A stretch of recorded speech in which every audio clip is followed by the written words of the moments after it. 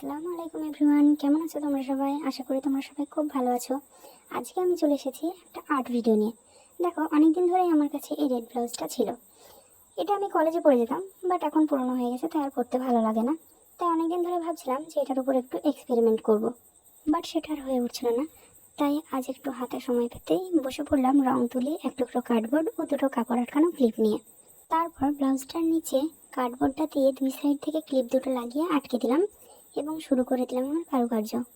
আমি আগের থেকে ভেবে নিয়েছিলাম যে খুব একটা হেভি ডিজাইন করব না, তাই সিম্পল একটা ডিজাইন ভেবে নিয়ে ব্লাউজের মধ্যে আগের থেকে দেখো এঁকে নিয়েছি। তারপর আর কি রঙের মধ্যে তুলি ডোবালাম আর এটার উপর আঁকতে শুরু করে দিলাম। আমার তো এরকম এক্সপেরিমেন্ট করতে খুবই ভালো লাগে। তোমাদের কার কার আমার মতো এক্সপেরিমেন্ট করতে ভালো লাগে সেটা কিন্তু তোমরা কমেন্টে আমাকে অবশ্যই জানিও। আর এখানে দেখো, তোমাদের সাথে বকবক করতে করতে আমার ব্লাউজ আর্ট অলমোস্ট কমপ্লিট হয়ে গেছে। তবে ভিডিওতে যতটা তোমরা তাড়াতাড়ি দেখতে পাচ্ছ, কাজটা কিন্তু আমার অতটা তাড়াতাড়ি হয়নি। আমার কাজটা করতে মোটামুটি 2 দিন মতো সময় লেগেছিল, কারণ এখানে আমি তোমাদের সঙ্গে শুধু ব্লাউজের ব্যাক সাইডের ডিজাইনটাই শেয়ার করছি, আর হাতা দুটো ডিজাইন আমি অফ ক্যামেরাতেই করে নিয়েছিলাম, কারণ এইটুকু ভিডিওতে অত কিছু দেখানো তো সম্ভব হয়ে ওঠে না। By the way, this is the final look guys.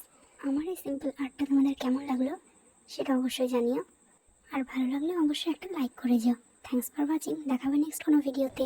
By.